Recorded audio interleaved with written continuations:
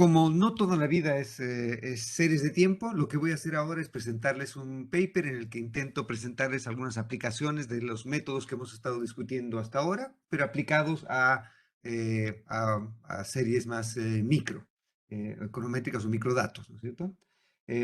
Lo que voy a hacer es tratar de discutir algo respecto a maneras en las que podríamos tratar de intentar caracterizar la distribución de ingresos y vamos a presentar ojalá algunas implicancias que estas podrían tener para cómo podríamos entender efectos que podrían tener distintas intervenciones respecto a la pobreza y la desigualdad. Este paper es un paper que publiqué con Ricardo Paredes y si les interesa el vínculo a este paper está en la página de mi curso. Bien.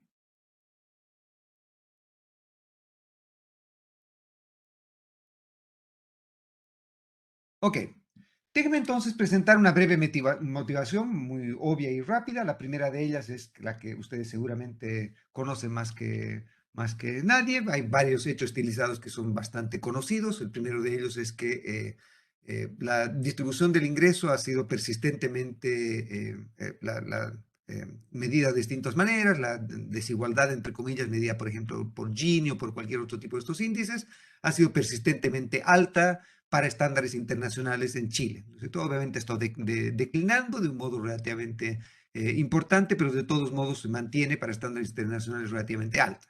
Lo que ha ocurrido también es que junto con eso, desde ya hace bastante tiempo hasta hace relativamente poco, la pobreza ha venido reduciéndose de manera significativa y en algún momento Chile también fue un estándar internacional en términos no solo de implementación de políticas económicas, sino también en términos de desempeño económico. En algún momento también Chile combinó no solo una caída sustancial en la pobreza, sino también un gran desempeño económico, junto eh, con desigualdad de ingreso persistentemente elevada para estándares internacionales y otra vez para estándares internacionales, sobre todo para los vecinos cercanos, con instituciones relativamente bien desarrolladas, aunque como vemos, lamentablemente también algo frágiles, como hemos visto en los últimos tiempos.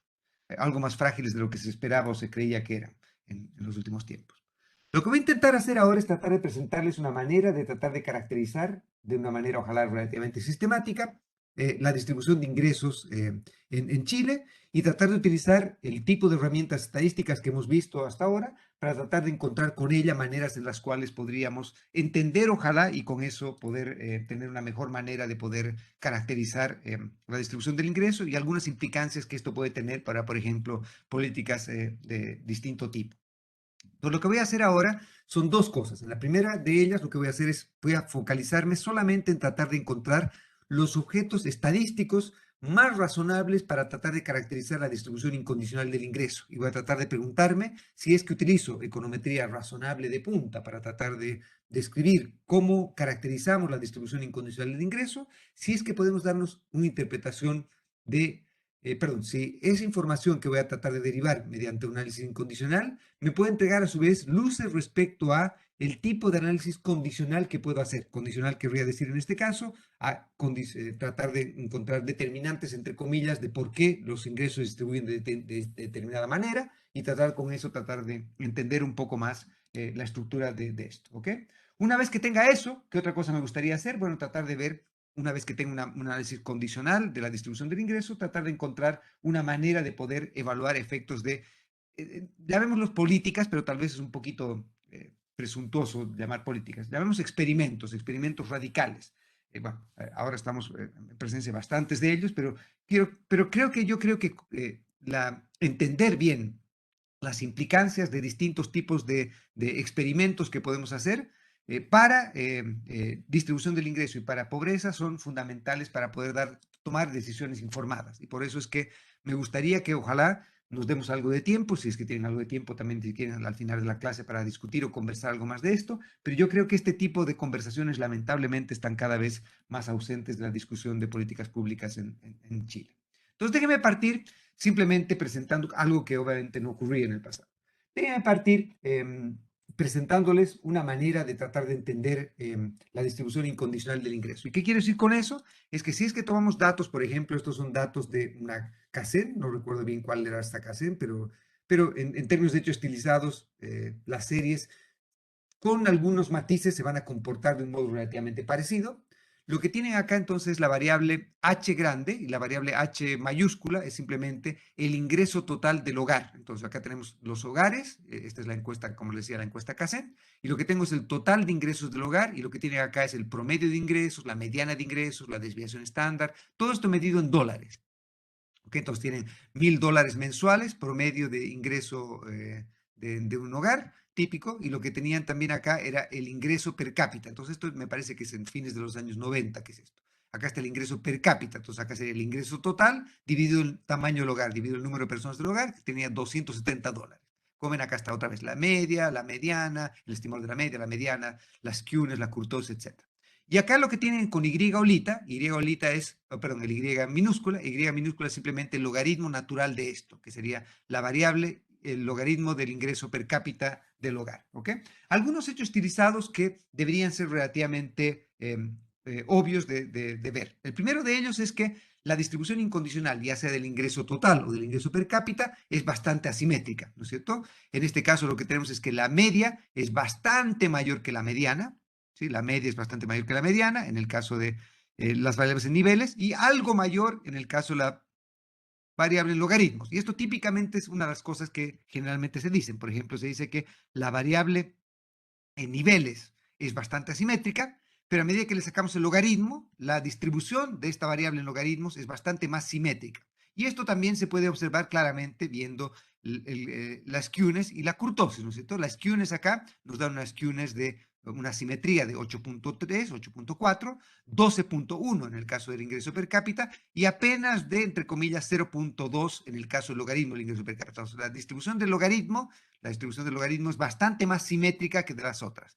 Pero como ven, independientemente de eso, acá lo que tienen en corchete es el p-value, asociado a la hipótesis nula de que la asimetría es cero. Entonces, si quiero testear, por ejemplo, si la distribución es simétrica, obviamente el p-value me dice que esto es claramente, fuertemente asimétrico, ¿no es cierto? Esto es bastante distinto de cero y esto también es bastante distinto de cero. ¿Qué otra cosa más ocurre? Así como la distribución de talento, la distribución de belleza, la distribución de muchas otras cosas, la distribución de ingresos también no solo es asimétrica, sino también es leptocúrtica. Y entonces acá tienen el exceso de kurtosis. 158 es la kurtosis que tienen el ingreso total del hogar.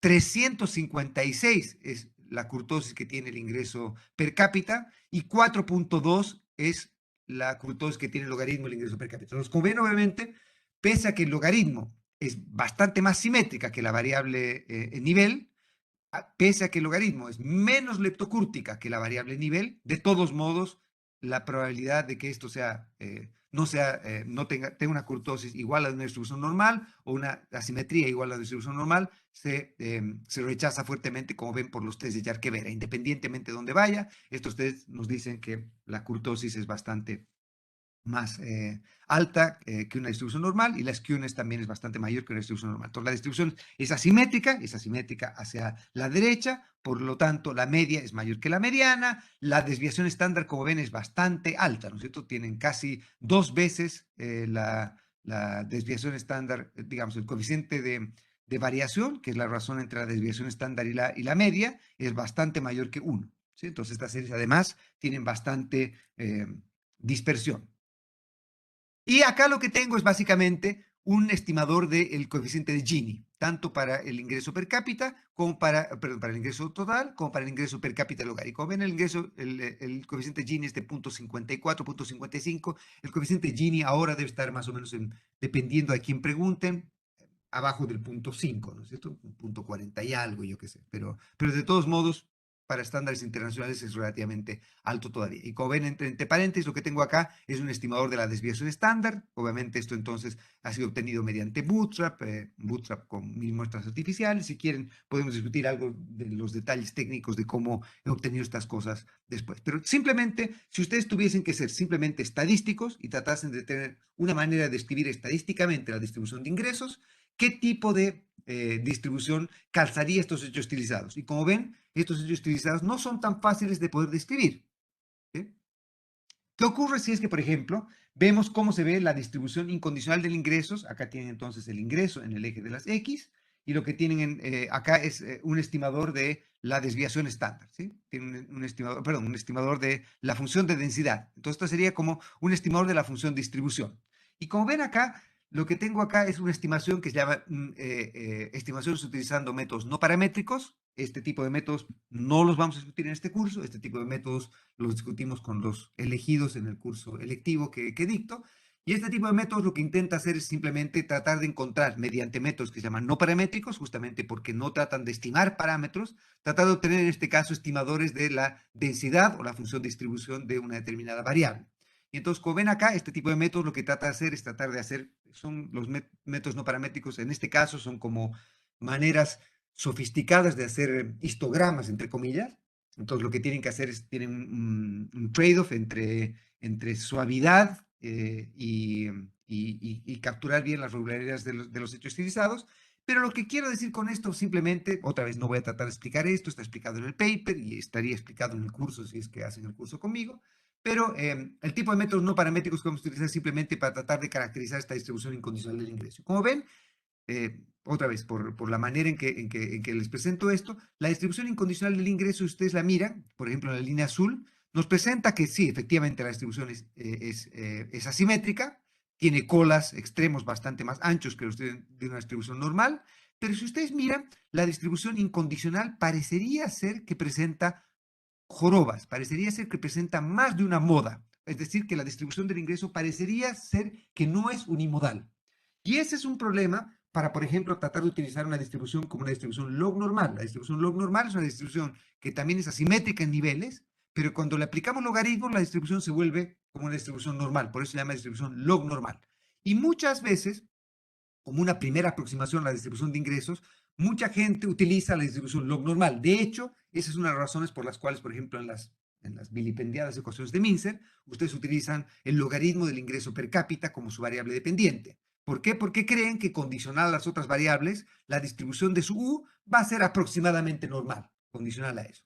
Y esa es una hipótesis que es razonablemente puede sustentarse en los hechos. Pero como ven acá, la distribución de ingresos es bastante más asimétrica que una distribución normal, bastante más leptocúrtica, pero a su vez parecería ser que presenta más de una cola, o perdón, más de una moda. Y por lo tanto, entonces, nos gustaría ver si es que tenemos maneras, primero, de poder entender de dónde podrían venir estas modas y si es que hay alguna implicancia económica que estas modas podrían tener cuando estamos discutiendo este tipo de problemas. ¿Ok?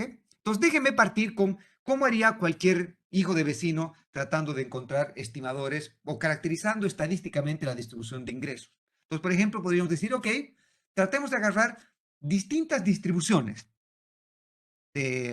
estadísticas y tratemos de estimar el modelo asumiendo distintas distribuciones y tratemos de comparar cuál de estos modelos lo hace mejor. Obviamente, sabemos que la variable en niveles tiene una distribución que es asimétrica y por lo tanto más vale que utilicemos como una variable o como una distribuciones que son asimétricas. Entonces, bueno, pensemos en algunas distribuciones que sabemos que son asimétricas, por ejemplo, la chi cuadrado, la exponencial, la gamma, la inversa gaussiana, la log normal y la Weibull, por ejemplo. Todas estas son distribuciones que son asimétricas. A su vez, dado que el ingreso no puede ser negativo, esta variable es no negativa y por lo tanto entonces tenemos un conjunto de familias de distribuciones con las cuales podemos discutir para tratar de hacer una estimación de esta distribución. Entonces, lo que hago acá es, dependiendo de si es una distribución chi cuadrado, exponencial, gamma, etcétera, escribo la log likelihood, estimo los parámetros que podrían ser parámetros de localización, de escala o de forma, dependiendo de cómo es la distribución, y con eso entonces obtengo estimadores de los parámetros. Y lo que hago acá es simplemente que le estoy presentando un criterio de información. Ustedes me dirán, ¿por qué estamos utilizando la Kaike acá y no utilizamos algo más divertido como el Hanan Quinn o el Schwartz? Y la respuesta acá es que como estoy utilizando la Kazan, si recuerdan, el criterio de información tenía una parte que era el ajuste, entre comillas, a la likelihood, y el otro componente era la parte que tenía que ver con el coeficiente de saturación, ¿sí? Pero lo que ocurre acá es que como el número de muestra es tan grande, y el número de parámetros a estimar es tan chico, el segundo término va a ser marginal y por lo tanto hacer esta evaluación utilizando la Kaike, el Schwartz o el Hanan Quinn me va a entregar básicamente el mismo tipo de resultado. ¿Ok? Entonces da un poquito lo mismo. Pero la idea siempre es la de tratar de encontrar aquel modelo que me entregue un criterio de información más pequeño. Y como ven acá, si ustedes comparan, chi cuadrado, un mal número, 0.096. Recuerden que los criterios de información acá no nos sirven para nada más que si es que tenemos la misma muestra para poder comparar esto. Los números no nos dicen mucho, ¿cierto? Pero lo que queremos es la magnitud. Como ven, la exponencial, la gamma, etcétera, van mejorando, pero si ustedes tuviesen que escoger de todas estas, la que mejor lo hace, recordando que lo que quieren es tener el número más chico posible, la que mejor lo hace es la log normal. La log normal, entonces, la que mejor lo hace. ¿Sí?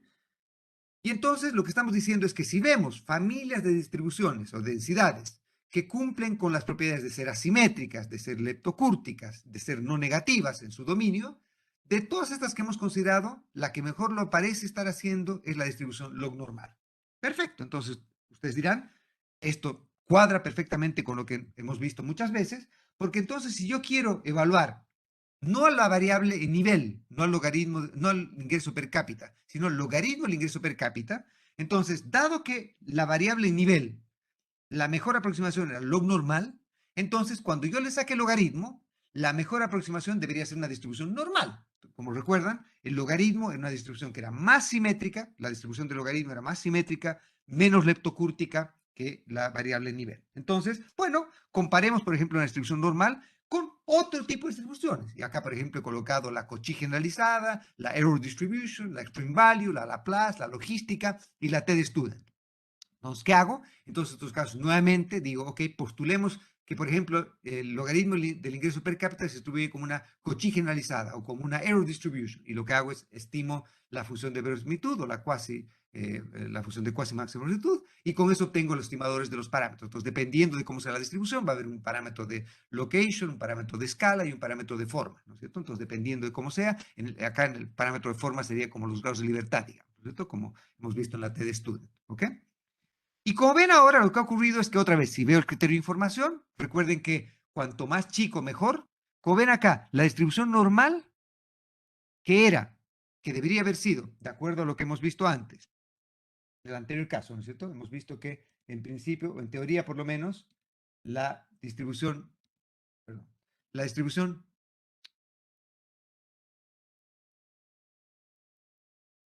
la distribución log normal era la que, en teoría, respecto a estas otras distribuciones, lo hacía mejor. Entonces, cuando yo le aplique el logaritmo a esta serie, la distribución normal debiera hacerlo mejor que las demás. Pero como ven, acá si utilizo cualquier otra de estas distribuciones lo hacen bastante mejor que una distribución normal. De hecho, la Cauchy generalizada y la TD-Student son las que mejor aproximan, junto con la logística, las que lo hacen mejor que la distribución normal. Entonces, la distribución normal es fuertemente rechazada y eso también ya lo hemos visto antes. Entonces, la moraleja hasta ahora es que la vida es un poquito o bastante más compleja de lo que nos decía nuestras teorías convencionales respecto a cómo caracterizar estadísticamente estas distribuciones. Y acá tengo una manera un poquito más, si lo quieren, amigable de ver justamente eso. Entonces, lo que tengo acá es, en la línea azul,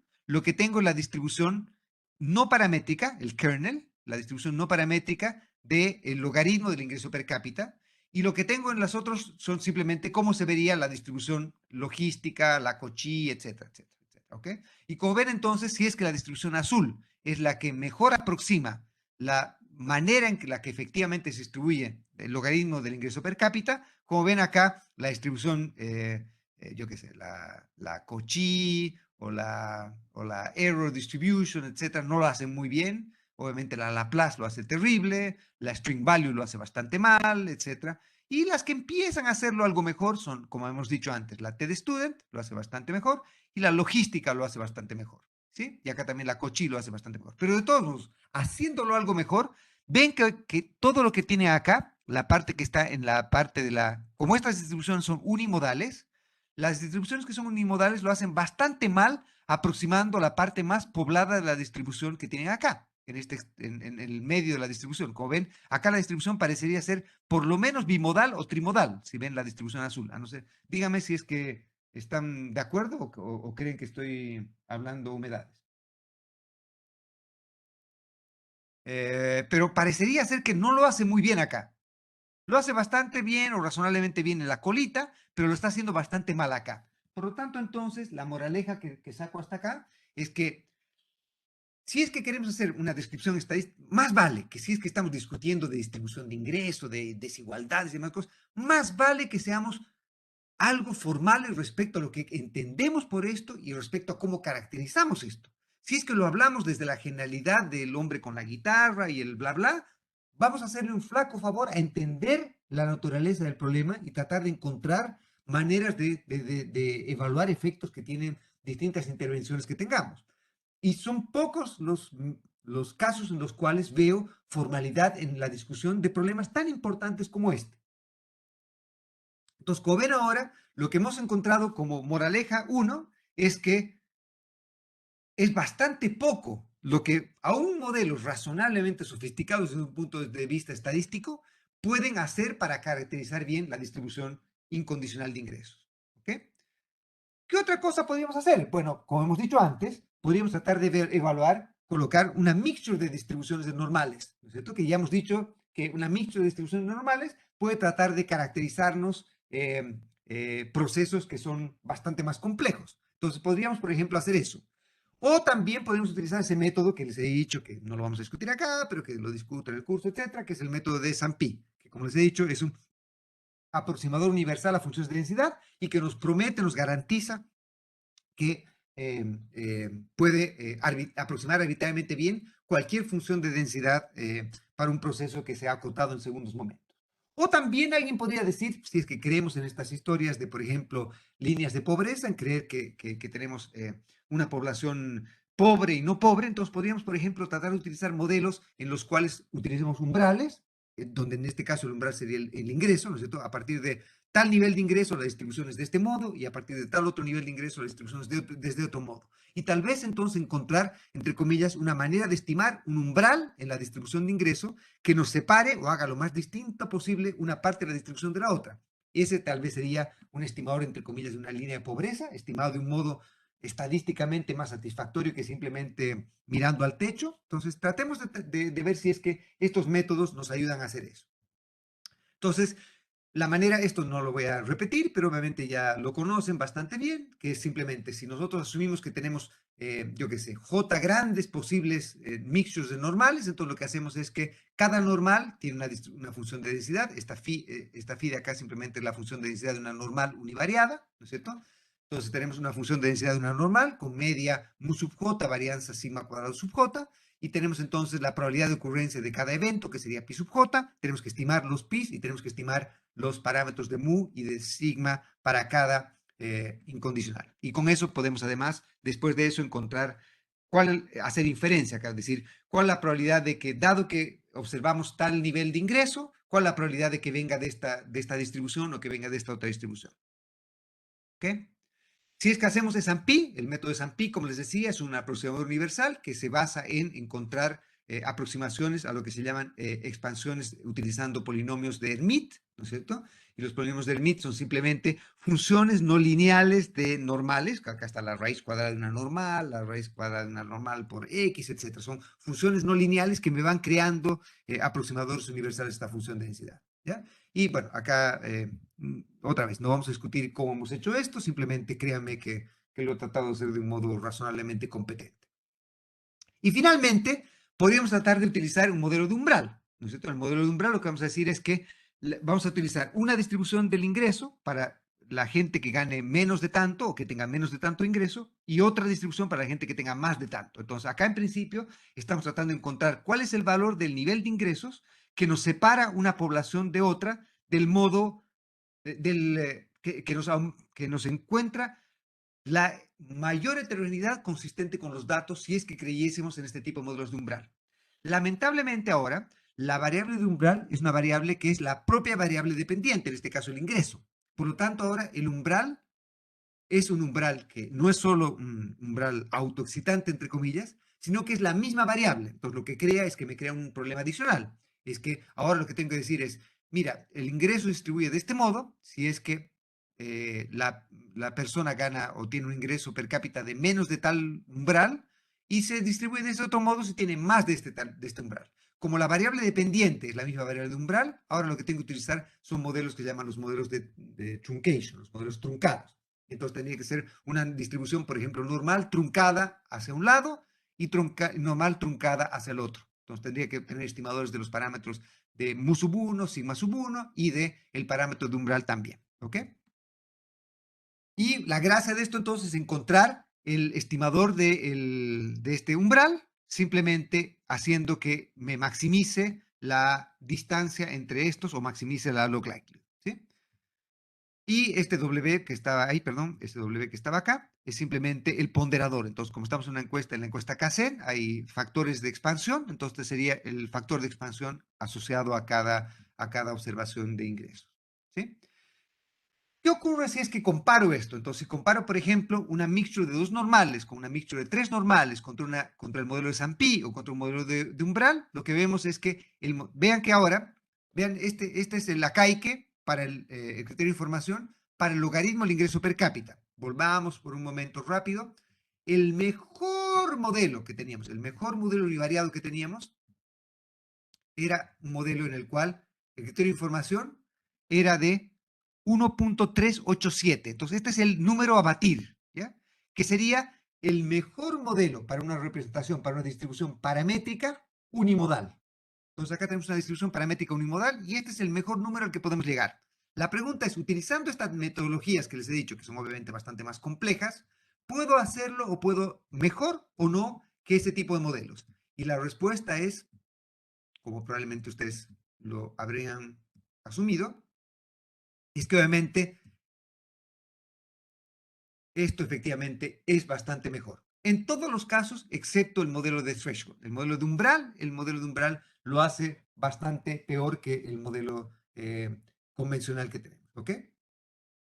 Y la gracia de ese modelo de umbral es que me entrega que el umbral es de más o menos $82 mensuales. $82 mensuales sería el ingreso que me hace lo más heterogénea una distribución de otra, pero de todos modos, como vamos a ver, el modelo umbral lo hace bastante peor que el modelo de mixture de 2 normales, el modelo de mixture de 2 normales lo hace bastante peor que el modelo de mixture de 3 normales, y por lo tanto, la idea esta de que probablemente hay varias modas, es una idea que está siendo refrendada por los datos, que no es una sola moda y que por lo tanto hay algo que tenemos que tratar de explicar después para tratar de ver por qué pueden venir o de dónde pueden venir estas modas. Y el último punto es que obviamente S&P es el campeón del barrio. S&P es el que mejor lo hace de todos los modelos que hemos discutido hasta ahora. ¿Ya? Y como ven, S&P acá, lo que estoy diciendo es que este es el grado del polinomio que tengo que utilizar para aproximar razonablemente bien este modelo. Y como ven, este es un polinomio de grado 60. Entonces, este no es un paseo en el parque. Estimar este modelo es bastante complejo, no es trivial de hacer. ¿Okay? Bien. Y si es que trabajásemos con el modelo de mixtures de normales, quiero que simplemente nos focalicemos en cómo son los parámetros de una mixture de normales. Entonces, quiero que vean ahora, recuerden que la mixture de normal lo que estamos haciendo es asumir que hay dos regímenes, por ejemplo, si fuera una mixture de dos normales, y quiero que tratemos de ver cuáles las implicancias que tiene en cada uno de estos casos. Entonces, por ejemplo, en la mixture de dos normales, tenemos que la probabilidad de una de las distribuciones es de 0.44 y la probabilidad de otras distribuciones es de 0.56. Pero quiero que vean cómo se distribuyen estas dos. Vean que en el régimen 1, la media es de 5.32, es bastante mayor que la media del régimen 2. Entonces, es como si tuvieran dos poblaciones, digamos, una que viene de una distribución con un ingreso promedio bastante menor que la otra, pero en el lugar donde viene la distribución de mayor ingreso es también aquel que tiene la mayor varianza. La dispersión es mayor, la varianza es mayor. Y esto tiene algo de sentido, ¿no es cierto? Si ustedes la piensan por un minuto, aquellos lugares, yo qué sé, si ven, digamos, hogares en los cuales el ingreso, incondicionalmente, el ingreso debiese ser en principio en promedio mayor, lo más probable es que la dispersión también sea bastante mayor. Y esta es una moraleja que nos lleva al mundo como de medias y varianzas, ¿no es cierto? Que hay como, que parecería ser que hay como un trade-off, porque la varianza obviamente es un mal, ¿no es cierto? La varianza es fuente de incertidumbre. Lo que nos está diciendo esto es que aquellos lugares o aquellas distribuciones en las que el ingreso per cápita es menor, a su vez la dispersión también es menor. Y aquellos lugares en que el ingreso es mayor, la dispersión también es bastante mayor. ¿Ok? Entonces, déjenme simplemente mostrarles cómo se vería esto. Una mixture de dos normales, un mixture de tres normales. Como ven, la distribución se parece a algo a la distribución que nos salía con el kernel, que era la distribución azul, la distribución paramétrica que nos sale acá. Pero como ven, el modelo de truncada, de umbrales, es un modelo bastante malo para tratar de aproximar esto. Entonces, estos modelos de separar a la gente de pobre, no pobre, etcétera, es una bastante mala aproximación a caracterizar la manera en que se distribuyen o se comportan los ingresos en Chile. Y si ven, el modelo de S&P obviamente se parece bastante al modelo de kernel y tiene todo sentido porque el modelo de S&P lo hace de un modo hasta más eficiente que el modelo de kernel y por lo tanto el modelo de S&P ha encontrado también estas modas que los otros modelos no son capaces de encontrar. Por lo tanto, entonces, parecería ser que hay más de una moda metida acá. La pregunta entonces ahora es, ¿podemos aprender algo con esto? ¿Hay algo que podemos aprender de lo que hemos discutido hasta ahora? ¿Qué hemos aprendido de esto? ¿Qué sabemos de esto hasta ahora? Sabemos que sin meterle economía, solo haciendo análisis estadístico, ojalá razonablemente riguroso, encontramos que incondicionalmente el logaritmo del ingreso per cápita tiene todavía fuertes desvíos de normalidad. Por lo tanto, entonces, todos los modelos en los cuales imponemos log normalidad para tratar de caracterizar a la distribución del ingreso son modelos estadística y económicamente incompletos, económicamente incompletos. ¿Sí? La siguiente cosa también es que cuando hemos discutido evaluar modelos paramétricos, todos los modelos paramétricos unimodales que hemos considerado lo hacían mejor que la distribución log normal, ¿sí? Pero lo hacían peor que casos en los cuales veíamos en que potencialmente haya más de una moda. Los modelos con mixtures de dos, tres normales o el modelo de S&P nos mostraba que la distribución incondicional probablemente tenía más de una moda y por lo tanto entonces sería un flaco favor el tratar de obtener estimadores de modelos en los cuales creamos que hay solo una moda. ¿Cuál podría ser una explicación barata, entre comillas, para tratar de describir por qué podría haber más de una moda en la distribución incondicional del ingreso?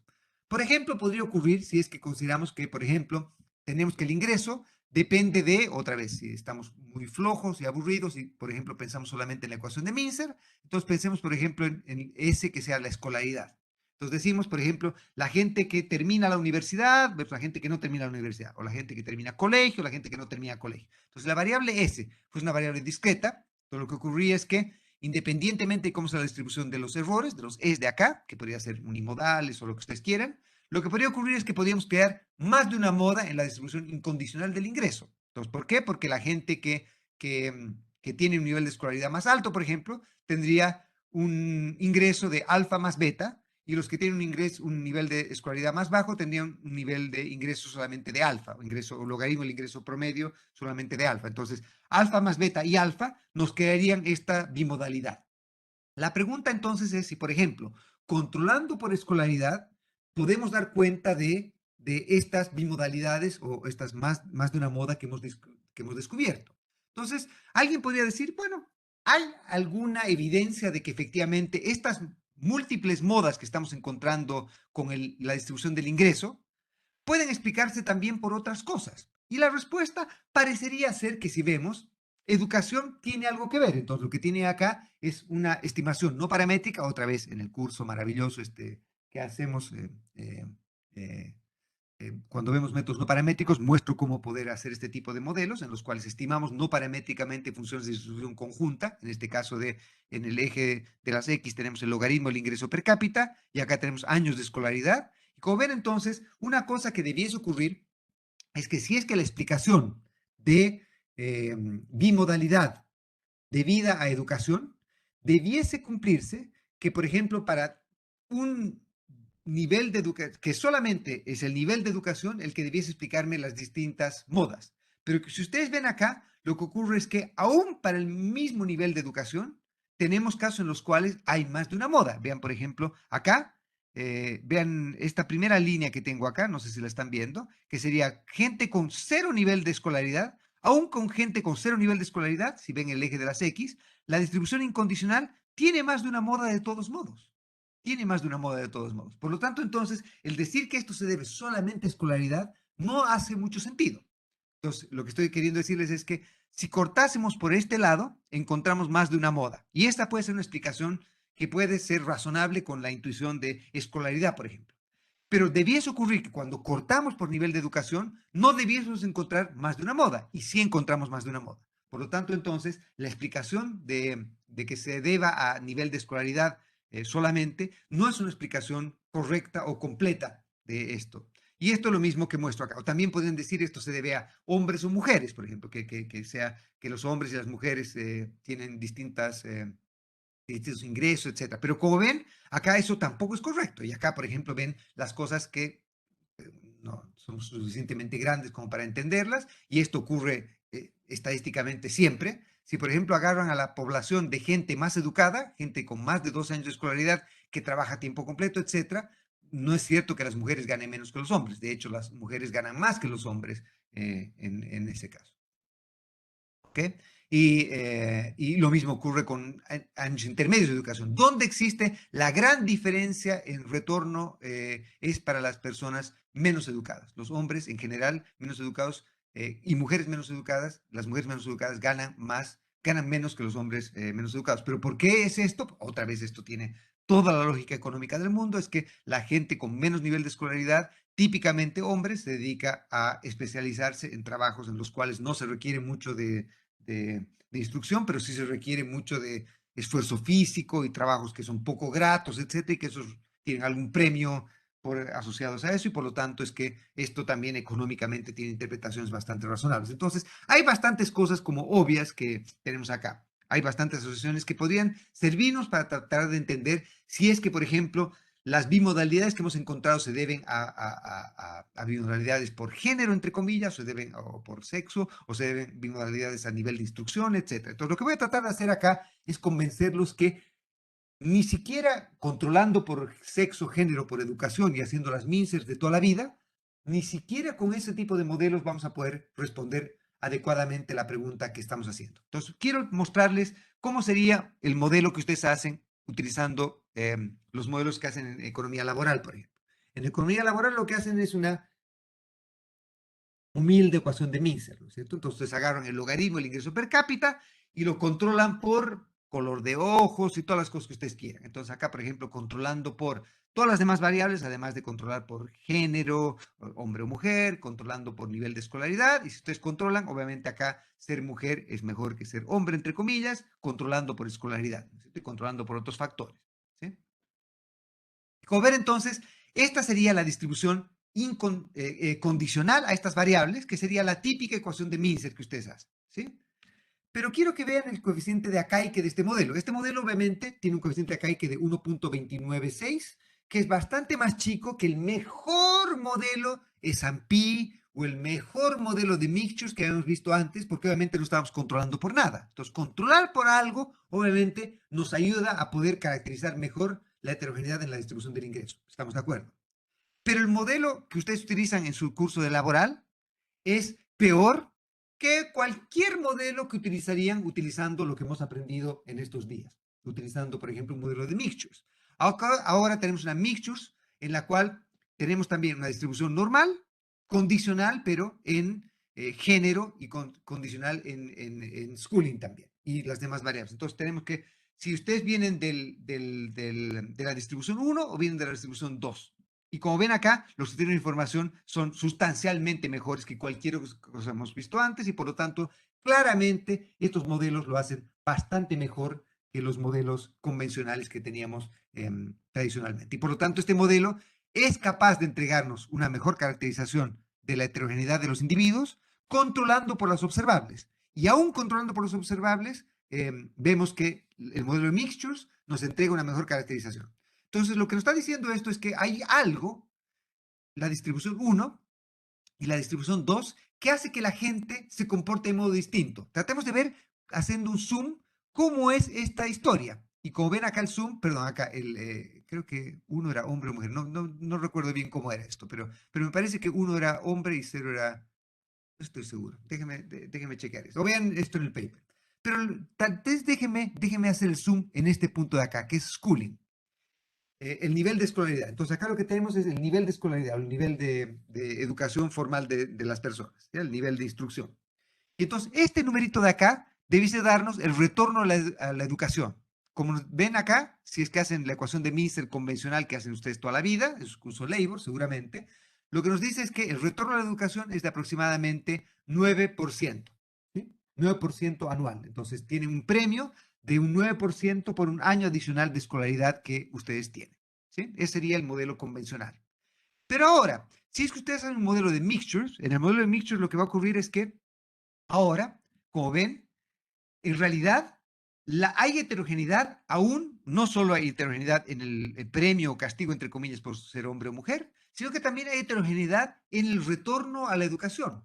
El retorno a la educación acá tiene un premio de apenas 8%, si es que ustedes vienen del estado o de la distribución 1, pero en la distribución 2, el premio es de 13%. Un año adicional de escolaridad da 5% más de retorno que si ustedes tuviesen los mismos años de escolaridad, pero proveniesen de esta distribución. Entonces, por ejemplo, si es que nosotros asociásemos estos regímenes que en los mixtures no son observables, son variables latentes, a, por ejemplo, calidad de la educación. Entonces, si ustedes vienen en un caso en el que tienen 2 años de escolaridad, pero han obtenido esta tecnología de educación, el retorno por un año adicional de educación es de apenas 8%, y en este caso es del 13%. Y en una mixture de 3 normales, nos dice que el retorno es de apenas 4.8%, si es que proviene de esta distribución, es de 10%, 11% si proviene de esta distribución, y es de 12% si es que proviene de esta distribución. ¿Ok? Entonces acá nos está diciendo que hay una diferencia cualitativamente muy importante, una heterogeneidad muy grande de retorno a la escolaridad dependiendo de estas distribuciones. ¿Qué otra cosa divertida o interesante, entre comillas, nos entrega? La siguiente cosa interesante que nos entrega es que vean el estimador de la desviación estándar. La desviación estándar es casi 2 veces mayor en la tecnología de mayor retorno. Entonces tienen mayor retorno a la educación, pero mucha mayor volatilidad también, mucha mayor dispersión. Y esto es como razonable u obvio, ¿no es cierto? Si ustedes agarrasen, calculasen el coeficiente de Gini de, por ejemplo, los compañeros de curso de Bill Gates, el coeficiente de Gini es pues gigantesco, ¿no es cierto? Bill Gates se lleva casi todo.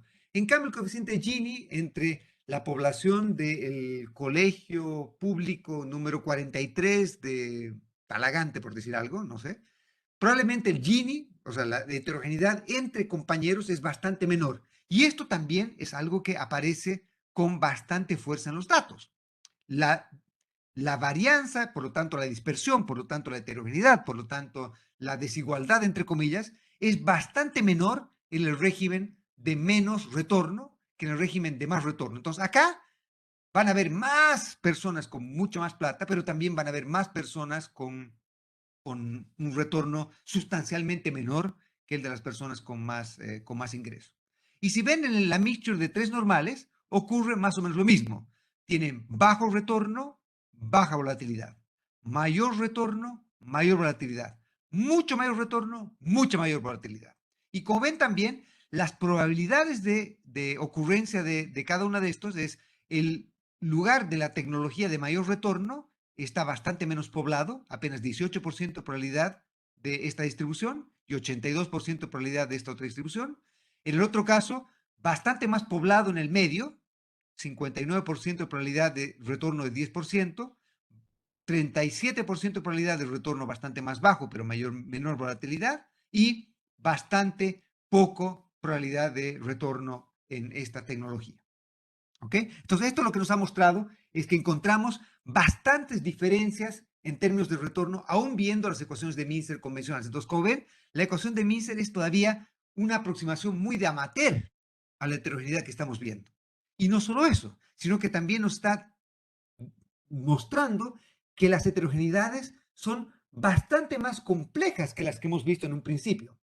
No solo que hay menor retorno en una tecnología que en otra, sino que también hay bastante menos volatilidad y por lo tanto es bastante menos riesgosa, entre comillas, esa tecnología y por lo tanto entregaría menos desigualdad, entre comillas. Entonces déjenme presentarles dos experimentos que podríamos utilizar con este tipo de modelos. Obviamente este es un experimento que no está viendo nada en equilibrio general, por las cosas que voy a discutir en un minuto más, pero que yo creo que de todos modos es interesante para que por lo menos seamos honestos respecto a el tipo de efectos que tendrían, por lo menos en primer orden, experimentos sociales de magnitud importante como los que se han intentado hacer o los que se quieren intentar hacer en Chile y en otras partes.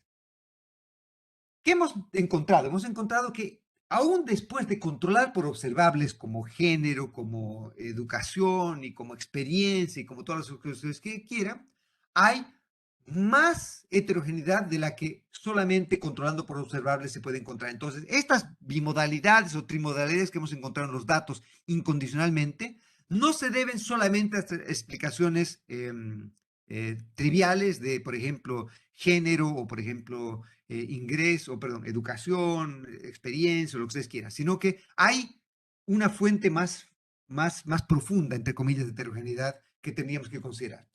Y esta fuente más profunda es que, por ejemplo, hay distintas tecnologías de retorno a la educación, en un caso versus el otro. Entonces, en una tecnología lo que tenemos es que tenemos una tecnología con menor retorno, pero menor volatilidad, y otra tecnología con mayor retorno, pero también mayor volatilidad. Entonces, déjenme presentarles dos experimentos entre comillas. Un experimento en el cual lo que voy a intentar hacer es tratar de decir, como ha ocurrido en Chile se definió por decreto que todas las personas tendrían que tener, por ejemplo, primero era nivel básico completo, después era nivel intermedio completo, después fue nivel de colegio completo. Todos tenían que terminar el colegio. Y ahora, obviamente, seguramente, como se cree que se dice que la educación es la gran fuente de movilidad social y demás cosas, entonces que todos tenemos que ir a la universidad y ojalá todos tener una maestría, un doctorado, lo que fuera, todos estudiar todo lo que queremos, etcétera. Entonces, este sería el caso en el que estamos diciendo, permitamos a la gente aumentar los años de escolaridad. Este sería un experimento en el cual estamos aumentando la cantidad de años de educación, ¿ya? Lo que voy a hacer entonces va a ser un experimento en el cual voy a aumentar casi por decreto el número mínimo de años de escolaridad, pero no voy a cambiar la tecnología subyacente de heterogeneidad en la educación, si es que hubiese esa heterogeneidad, la de el retorno, la tecnología de mayor retorno, pero mayor volatilidad, y menor retorno y menor volatilidad en la educación. Entonces vamos a mantener estas heterogeneidades de distribuciones, pero vamos a hacer que todos estén obligados a asistir un X número de años al colegio, a la universidad o lo que fuera. Y el segundo experimento es un experimento que es obviamente bastante más ideal, pero que yo creo que va a entregarnos luces respecto a primeras derivadas, respecto a lo que como sociedad y como personas debiésemos empezar a pensar o valorar. Que es qué ocurriría si es que en lugar de aumentar los años de escolaridad, manteniendo la heterogeneidad de la distribución, lo que hacemos es tratar de mejorar la calidad de la educación, entre comillas, que es haciendo más probable que la gente acceda a la tecnología de mayor retorno a la educación. Entonces, en estos ejemplos, es que la gente pueda venir a la distribución de acá, a la S sub 2, en el que el retorno es de 13% y no de 8%, o que pueda venir a esta tecnología, en la que el retorno es del 12% y no del 10 o no del 4 o el 5%. ¿Ok? Que la gente siga estudiando lo mismo que estudió, pero que ahora obtenga mayor retorno a la educación por esto. Entonces, la pregunta es, ¿cómo este tipo de experimentos afectarían en dos cosas? La primera de ellas es, ¿cuál sería la valoración típica que debería darle una persona a este tipo de experimentos? El experimento en el que esté, entre comillas, obligado o tenga que ir a más escolaridad. ¿Cuánto más se beneficia una persona por estudiar más años, es decir, meterlo obligatoriamente que tenga que acabar universidad, colegio, subsidiar todo lo que ustedes quieran, etcétera? No estamos discutiendo nada de costos siquiera, ¿no? Ni de efectos de equilibrio general, pero simplemente tratar de entender qué ocurriría en ese tipo de casos. ¿Cómo valoraría un individuo el que ocurra eso? ¿Y cuál sería el efecto que tendría eso en términos agregados respecto a la desigualdad, a la distribución del ingreso? ¿Cómo se vería un experimento en el que aumentamos la cantidad de años versus un experimento en el que mantenemos la cantidad de años que la gente decidió estudiar, pero cambiamos la tecnología hacia mayor calidad. ¿Ok? Déjenme entonces presentarles cómo voy a intentar responder esta pregunta. La manera en que voy a intentar responder esta pregunta es que hemos hecho lo siguiente, nosotros hemos visto que el ingreso de las personas dependía de unas observables, en este caso, por ejemplo, escolaridad, sexo, etcétera, etcétera, etcétera, ¿sí? Y a su vez dependía de esta variable no observable, que era de qué distribución venía, que no sabíamos cuál era la distribución. No observamos el S, ¿no es cierto? ¿De acuerdo? Entonces, lo que vamos a hacer es lo siguiente. Supongamos que nosotros observásemos el S, supiésemos de qué S viene el individuo I. Entonces, sabiendo cuál es el S del individuo I, entonces lo que podemos hacer es simplemente agarrar y decir, bueno, dado ese S el individuo I, ¿cuál debería ser el nivel de ingreso condicional a los observables que tiene? A su género, a su sexo, a su nivel de educación, lo que ustedes quieran, a sus características, ¿no es cierto?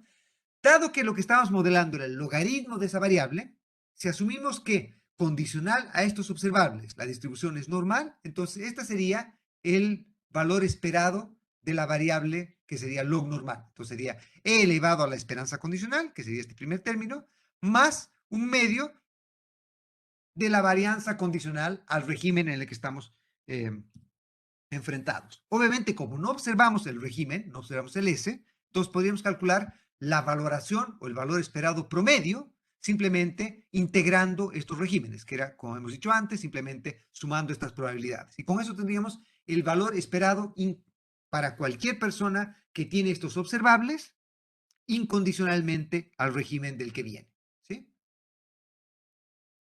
¿Qué es lo que vamos a hacer entonces? Lo que vamos a hacer es comparar ¿cuánto valoraría en promedio una persona a la que, por ejemplo, ahora le decimos que el mínimo de años de escolaridad que tiene que tener es un X barrita M? Entonces, por ejemplo, toda persona que tenía solo 8 años de escolaridad, le decimos, no, de ahora en adelante tu mínimo nivel de escolaridad es de 12 años. Entonces, a esa persona le vamos a cambiar ese X. Al cambiarle ese X en particular, obviamente, dependiendo de la tecnología en la que viene, va a tener mayor ingreso. Y lo que voy a hacer entonces es comparar cuál sería el valor esperado del ingreso de la persona luego de la intervención, en este caso aumentándole el número mínimo de años de escolaridad, versus el nivel de ingreso esperado incondicional con la elección que tomó. Entonces ahora lo que estoy viendo es simplemente cuánto más valoraría en promedio una persona tener más escolaridad de la que tiene, si es que tiene menos años de escolaridad que el mínimo que estamos considerando acá. Obviamente, si la persona ya estudió, yo qué sé, 20 años y le decimos que el mínimo que debe estudiar es 10, entonces obviamente esa persona, la valoración de esa persona de esa política va a ser cero, ¿no es cierto? Porque obviamente, o de ese experimento va a ser cero porque él ya estudió más de los años mínimos esos que le estamos pidiendo que lo haga, ¿ok? Y en cantidad, lo que voy a hacer es algo que es bastante distinto. Perdón, el efecto de cantidad. Entonces, ¿cómo valoramos la cantidad? Es justamente eso, ¿no es cierto? Es decir, cuánto valoraría en promedio tener este año mínimo de escolaridad versus lo que la persona escogió, ¿sí? Y en calidad, lo que voy a hacer es simplemente hacer un experimento tremendamente radical, que es asumir que todas las personas ahora mantienen el nivel de escolaridad que tenían, pero acceden a la tecnología de mayor retorno a la educación. Acceden a la tecnología con retorno del 12 o 13% en lugar de tener la tecnología del retorno del 8 o 4% que tenían, dependiendo si era una mixture de 2 o de 3 normales. Entonces acá quiero ver cuánto más valoraría una persona el tener la capacidad de, habiendo elegido el mismo número de años que elegido, ahora tener la tecnología de poder tener mayor retorno por esos años. Ustedes dirán, obviamente este experimento no está bien pensado en equilibrio general, y tienen toda la razón, porque obviamente si es que todos vamos a la mayor tecnología, lo que va a ocurrir es que cuando todos tengamos la mayor tecnología y todos seamos PhDs en lo que sea, bueno, va a haber, como ocurre, yo que sé, en Argentina, donde hay mucho doctor en física que es conductor de Uber, ¿no es cierto? Porque obviamente en equilibrio general lo que va a ocurrir es que cuando la oferta se hace mucho mayor, en equilibrio, el precio relativo va a tener que caer y por lo tanto el retorno va a tener que ser menor. Entonces, en equilibrio general, el retorno seguramente va a ser algo menor de lo que estoy haciendo acá. Pero lo que quiero simplemente es colocar la idea a fuerza de que tratemos de ver si es que hay respuestas poco obvias a la pregunta que estoy tratando de hacer. ¿Cuánto valoraría una persona un experimento en el que aumentamos por decreto el número de años de escolaridad versus si aumentamos la calidad de la educación. ¿Cuánto valoraría una persona promedio eso? Y a su vez, ¿qué implicancias tiene eso para la desigualdad? Y acá están los resultados. En términos de valoración, esta es básicamente la idea.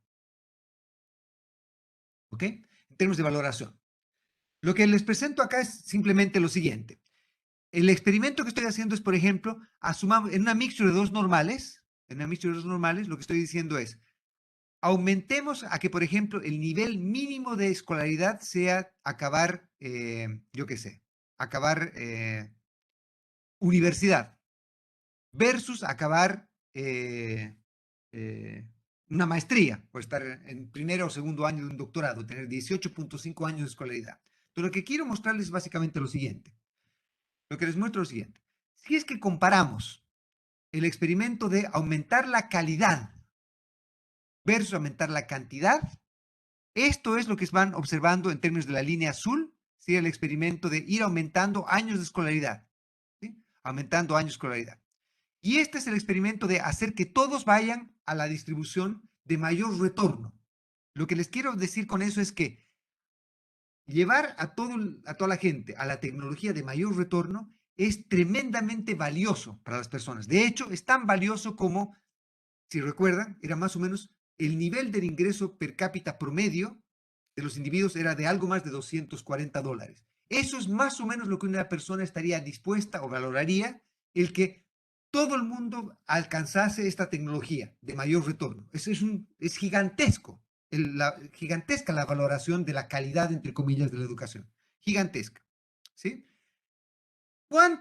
¿A cuánto equivaldría el tener que, para que fuese igual de valioso que irnos todos a la tecnología de mayor retorno, a cuánto equivaldría en años de escolaridad el tener, el valorar en promedio lo mismo, el llegar a la tecnología de mayor retorno a la educación, es a que todo el mundo por decreto tenga que acabar universidad y estar bien embarcado hacia su doctorado. Entonces, sería bastante, como ven, la valoración promedio de aumentar calidad, independientemente de si yo estudié pocos años, es tremendamente más importante y valiosa para los individuos que el aumentarles los años de escolaridad.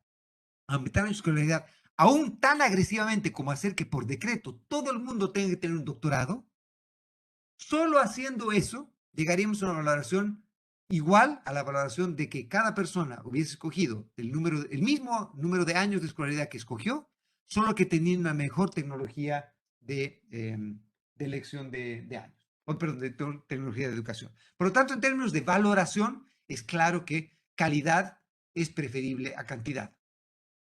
Aumentar la calidad de la educación es mucho más rentable desde un punto de vista privado. La pregunta es, ¿qué efectos tiene eso para desigualdad? Y acá viene lo que yo creo que es la parte que muy poca gente discute y que lamentablemente debiésemos empezar a discutir con algo más de profundidad.